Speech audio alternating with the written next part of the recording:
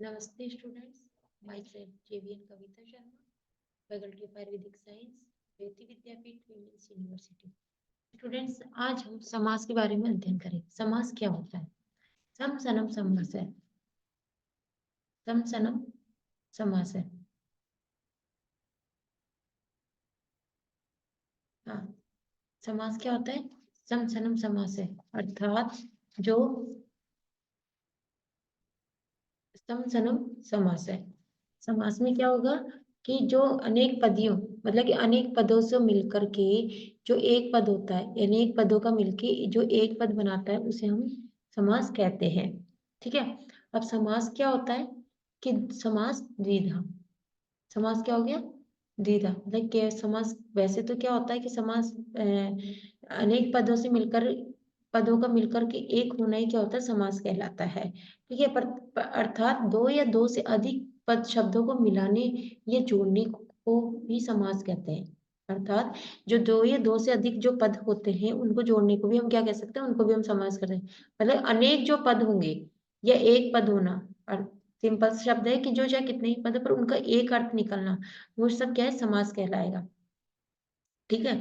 अब है सम उपसर्ग क्री धातु कत प्रत्यय से नहीं, सम उपसर्ग अस धातु के योग में समास शब्द को की उत्पत्ति हुई, समास शब्द निष्पन्न हुआ है। ठीक है।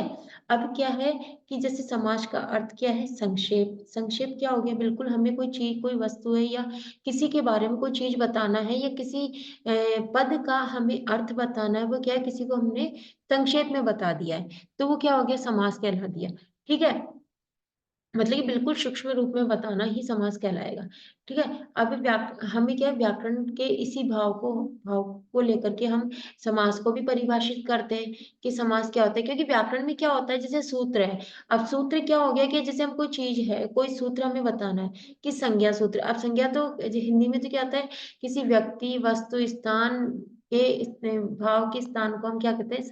संज्ञा कहते हैं, है ना। पर यहाँ पे क्या होंगे कि संक्षेप में कोई बात या कोई वाक्य कहा जाए। संक्षेप में क्या है? कोई वाक्य कहा जाए तो उसे क्या बताओगे आप? उसको आप समास कहलाएंगे, मतलब कि किसी का एक पद होना ही समास कहलाता है। ठीक है। अब है कि जैसे समास को के बीच विभक्ति नहीं रहती, मतलब दो समासों के बीच में क्या होती है? जो दो समास होते हैं उनके बीच में विभक्ति नहीं होती है। क्यों उनके बीच में विभक्ति क्यों नहीं होती है? कि जो समस्त पद होगा, जो भी समस्त पद होगा वो क्या होगा? समास युक्त होता है। जितना भी समस्त पद होगा वो समास युक्त हो गया, तो उसके अंदर विभक्ति नहीं होगी। ठीक है। अब समास उन्हीं पदों के बीच में जिनका अर्थ बताने का सामर्थ्य होता है। जिन समासों के बीच, समास किन के बीच में होता है? जिनमें समस्त पद का अर्थ बताने का सामर्थ्य हो गया। जैसे जैसे है भूतपूर्वम। अब भूतपूर्वम क्या होता है? भूतपूर्व के भूत में मतलब कि पूर्व है। जैसे कुंभकार है। कुंभकार क्या हो गया? एक देखा जाए तो कुंभमकार है, तो कुंभमकार के का हो गया, तो कुंभमकार क्या हो गया कि एक समस्त पद है, उसने अपने एक पद के अपने समस्त पद का बता दिया। कुम्हार, कुंभकार क्या हो गया? कुम्हार, मटके बनाने वाले को हम कुम्हार कहते हैं, तो वो क्या हो गया? कुम्हार एक समस्त पद था जिसको उसने बता दिया। समस्त पद का क्या किया उसने? अर्थ बता दिया, तो वो कुम्हार कहलाया। ठीक है। अब समास, समास है, समास दो से अधिक शब्दों के साथ होता है। ठीक है। दो या दो से अधिक शब्दों के साथ में क्या हो गया? समास हो गया। अब इनमें से पहला पद क्या होता है? पूर्व पद होता है, और दूसरा पद क्या होता है? अंतिम या उत्तर पद कहलाता है। ठीक है। समास में हम उसको क्या कहते हैं? उत्तर पद कहेंगे या पूर्व पद कहेंगे।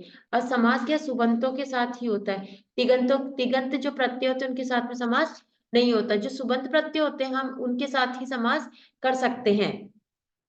ठीक है। समास प्रत्यांत बोधकम समास वाक्यम। प्रत्यांत बोधकम वाक्य जो विग्रह होता है। अब विग्रह क्या होता है कि जो समास के अर्थ बताने वाले को क्या कहेंगे? हम विग्रह कहते हैं। ठीक है। अब जैसे है समास कितने प्रकार के बताएं? समास पंचधा। ठीक है। समास कितने होंगे? पंचधा। और वैसे विशेष तरीके से बताऊं, समास मुख्यतः दो प्रकार के भी होते हैं, केवल समास और विशेष समास। केवल समास क्या होता है? जो विशेष संज्ञा से विनूर मुक्त है, केवल समास है। अर्थात जो किसी संज्ञा से मुक्त, मतलब कि जो कोई किसी के बारे में विशेष संज्ञा नहीं बताता है, वह केवल समास है।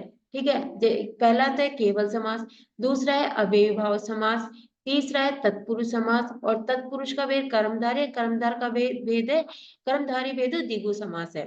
ठीक है। अब है केवल समास। केवल समास है स च विनुर स च विनु विनिर्मुक्ते स च विनिर्मुक्ते विशेष संज्ञा विनिर्मुक्ते केवल समास है। अर्थात ये क्या होता है कि कोई विशेष संज्ञा, ये विशेष संज्ञा से विनिर्मुक्ते विशेष संज्ञा नहीं बताता है। जो विशेष संज्ञा नहीं बताता है वह क्या है, केवल समास है। यस्य निश्चितम संज्ञा न भवति, यस्य संज्ञा न भवति केवल समास है, जिसमें कोई निश्चित संज्ञा नहीं होती, अर्थात वो कोई विशेष संज्ञा नहीं बताता है। ठीक है। जैसे पूर्वभूत है, पूर्वभूत का जो है हम समास वगैरह कहीं पूर्वभूत, तो उसका जब हमने केवल समास है तो इसकी कोई विशेष संज्ञा नहीं थी, ये किसी विशेष के बारे में नहीं बता रहा था। ये क्या था, बस सिर्फ भूतपूर्व है, तो भूतपूर्व मतलब कि बहुत पहले का। ठीक है। इसी तरीके से वागर्ताविव है। वागर्ताविव क्या है कि वागर्ताविव में क्या है, वागर्ता इव। फिर है विशेष समास। विशेष समास क्या हो गया, विशेष समास में क्या है, विशेष समास में अविभाव समास। ठीक है। अब विशेष समास में क्या हो गया, प्रायेण पूर्व पद प्रधान अव्ययी भाव, मतलब कि जिसमें पूर्व अव्ययीभाव प्राय त्रिंशदा किंतु मुख्य संति द्वादश एच एव एतेषां में अपरिचय ददम। अर्थात कि जो इसमें जो अव्ययीभाव समास होता है उसमें क्या है, प्रायेण पूर्व पद क्या होता है, प्रधान होता है। ठीक है। तो इस जैसे समीप समीपार्थक, ये कृष्ण के समीप। अब जैसे अविभाव समीप है, जो ये क्या है, ये क्या है, कृष्ण से समीपम। कृष्ण से समीपम क्या हो गया, कृष्ण से समीपम उपकृष्णम। अविभावार्थक, अविभावार्थक क्या हो गया, मक्षिक। अविभावार्थक मक्षिकाणाम अभिभाव निर्मक्षिकम योग्यता अर्थक रूपस्य योग्यम अनुरूपम। ठीक है। विप्सा सार्थकम दिनम दिनम प्रति दिनम, मतलब कि दिन दिन के लिए क्या हो गया, दिनम दिनम प्रतिदिनम। ठीक है। इसी तरीके से पदार्थाना पदार्थ तीव्रतक शक्तिम अनतिक्रम्य मर्यादार्थकम आमुक्ते आमुक्ति संसारी मतलब कि आमुक्ते मतलब कि संसार से मुक्ति। तो इसमें भी क्या है, अव्ययी विभक्ति समीप समृद्ध सूत्र से अव्ययी विभक्ति समीप समृद्धि योग्यता विप्सा प्रदान निर्णय मर्यादा अभिव्यक्त अभिमुख्यार्थ मात्रार्थ अब अवधारणार्थक पारे शब्द युक्तम मध्य शब्द बंध युक्तम इति अव्ययी भाव समास है। तो जैसे इसमें आपने इस स्लाइड में देख रहे हैं कि समीप अर्थ में कृष्ण से समीपम उपकृष्णम, क्या किसके समीप है, कृष्ण के समीप है। तो वो क्या हो गया, कृष्ण के समीप है जो तो क्या है, उपकृष्ण हो गया। ठीक है। अब है विप्सा, विप्सार्थकम। विप्सार्थकम क्योंकि दिनम दिनम, विप्सा के अर्थ मतलब कि दिन प्रतिदिन, मतलब कि रोज रोज के लिए। ठीक है। पदार्थाना पदार्थाना तीव्रत्यर्थम शक्ति अनतिक्रम है मर्यादार्थकम आमुक्ते आमुक्ति संसारे अभिव्यर्थकम आबाले आवालम हरिभक्ति अभिमुख्यार्थक अग्निम अभ्यग्नि मात्रार्थकम शासक लेश शाक प्रति अवधारणार्थकम यावंत श्लोका यावत् श्लोकम पारे शब्द युक्ते। पारे शब्द से समुद्र शब्द से, अर्थात जो पारा है पार शब्द से, जो पारा शब्द समुद्र के लिए है।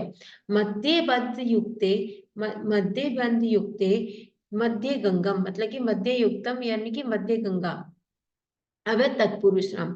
तत्पुरुष समास है, तत् उत्तर पद प्रधान है तत्पुरुष समास, जिसमें उत्तर पद प्रधान होता है वो क्या है, तत्पुरुष समास होता है। ठीक है। अब तत्पुरुष समास में क्या है कि तत्पुरुष चतुर्धा एतेषाम चतुर्नामा अपि विपूर्ण इत्यादि उपवेदा। चतुर क्या है, एतेषाम चतुर्ण पुण्य इत्यादि उपवेदा। अब जो सामान्य तत्पुरुष समास है, प्रथम तत्पुरुष समास है, द्वितीय तत्पुरुष समास है, तृतीय तत्पुरुष समास है, चतुर्थी तत्पुरुष समास है, पंचमी तत्पुरुष समास है, षष्ठी तत्पुरुष समास है और सप्तमी तत्पुरुष समास है। अब है प्रथमा तत्पुरुष समास। अर्थ ग्राम से अर्ध ग्रामर, तो इसमें क्या होगा, अर्धविराम से अर्धविराम में इसमें क्या होगा, प्रथम तत्पुरुष समास है, क्योंकि इसमें क्या है, वो क्या कहता है तत्पुरुष समास में, क्या है इसमें प्राय उत्तर पद प्रधान होता है, उत्तर पद प्रधान होता है। गृहम गत, घर को गया। अब गृहम गत क्या हो गया, इसमें उत्तर पद क्या होगा, गृहम गत में क्या हो गया, गया, कहाँ गया, घर को गया, तो इसमें क्या होगा, द्वितीय तत्पुरुष समास होगा। अब है तृतीय तत्पुरुष समास। नखेर भिन्न, नाखूनों से अलग होना। नख भिन्न है, नाखूनों से किससे अलग होना, तो अलग होना, तो किससे हुआ, नाखूनों से, तो इसमें क्या बताया है, इसमें भी तृतीय तत्पुरुष समास होगा। ठीक है, फिर है तृतीय तत्पुरुष समास के बाद में है चतुर्थी तत्पुरुष समास। गवे हितम, गवे हितम क्या, गो हितम, गवे हितम। फिर है पंचमी तत्पुरुष, चोरात भय, किससे भय है, चोर से भयभीत होता है। कौन भयभीत होता है, जो होने वाला वो भयभीत है, पर चोर से क्या है, भयभीत होता है। फिर है षष्ठी तत्पुरुष वृक्ष से मूलम, वृक्ष मूलम, वृक्ष का जो मूल है वो है वृक्ष मूलम। फिर है सप्तमी तत्पुरुष कार्य कुशलम, कार्य से कुशल, कौन है कार्य से, सब जो, तो इसमें क्या हो गया, सप्तमी तत्पुरुष समास हो गया। सप्तमी तत्पुरुष समास किसमें होगी, जो कार्य से कुशल है, तो उसमें क्या, उसमें वही चीज है, यही बताई गई है कि जो उससे पूर्ण है वो क्या हो गया, सप्तमी तत्पुरुष समास हो गया। ठीक है, फिर है आगे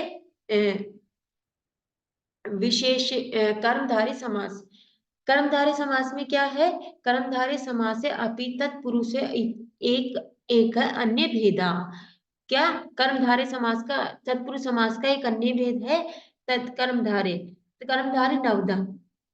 विशेषण पूर्व पद नीलो मेघ, नील मेघ मतलब कि मेघ क्या है, नीला है, तो ये विशेषण पूर्व से क्या हो गया, जो उसकी विशेषता बता रहा है, किसकी, नीलो मेघ, मतलब नीला क्या है, उसका मेघ है, मतलब कि नीले, उसकी विशेषता क्या है, नीला रंग है, तो इसमें क्या बताया, उसकी विशेषता क्या है, नीला रंग उसकी विशेषता बताइए।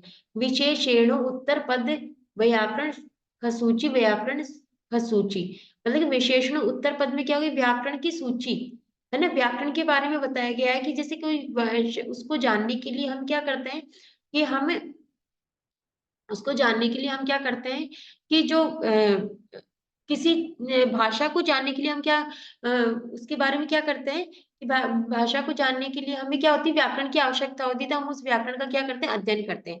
फिर विशेषेणो भय पद, तो शीतम उष्णम, शीतोष्णम मतलब शीत और उष्णम मतलब सर्दी और गर्मी, तो ये क्या होता है, उष्णम मतलब कि उसका भय सर्दी और गर्मी का दोनों का उपमान पूर्व पदार्थ, उपमान पूर्व पद मतलब क्या हो गया, पूर्व पद, मेघ इव शाम है, मेघ जो है शाम, है ना, फिर है उपमानो उत्तर पद, नर व्याघ्र, अवधारणा पूर्व विद्या इव धन, विद्यादय, मतलब कि जो विद्या है, अवधारणा है, वो क्या है, जैसे हम क्या विद्यालय जाते हैं, विद्यालय जाके हम क्या है, तो विद्या प्राप्त करते हैं, तो ये क्या एक अवधारणा है, ये एक धारणा है कि हमें विद्यालय जाना और वहां से हमें क्या करनी, विद्या प्राप्त करनी है। तो ये कर्मधारय समास में अवधारणा के अर्थ में क्या हो गया, कर्मधारय समास है। फिर है संभावना पूर्व पद, आम्र इति वृक्ष है, कि आम का जो वृक्ष है, तो इसमें क्या है, संभावना है कि आम के वृक्ष आते हैं, ठीक है, आम्र इति भवन, संभावना पूर्व। मध्यम पद लोप है, शाक पार्थिव है, शाक प्रिय पार्थिव है। फिर है मयूर वृक्ष आदि अन्यो देशांतर है, अन्यो देशांतर में क्या हो गया, मयूर वृक्ष में अन्य देशांतर के, अन्य देशांतर के बारे में बताया गया है।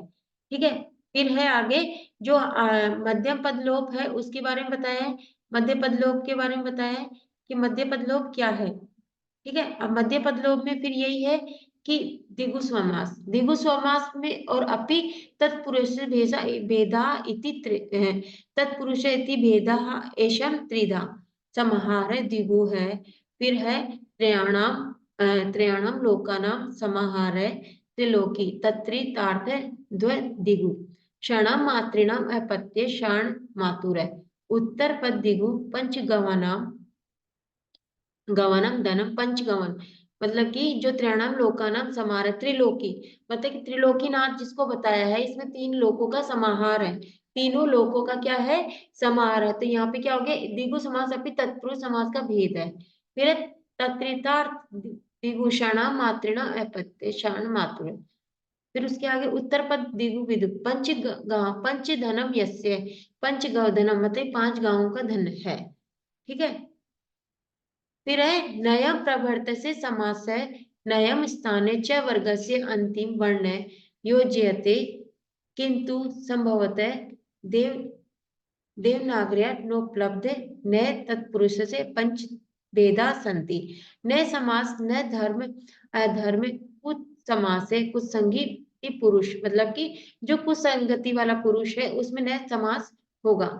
गति समास अशुल्क शुल्कम कृत्वा, प्रातिपदिक समास है प्रगत आचार्य आचार्य अतिक्रांत देहम अतिदेव निष्कांत वाराणस्य निर्वाणस्ति।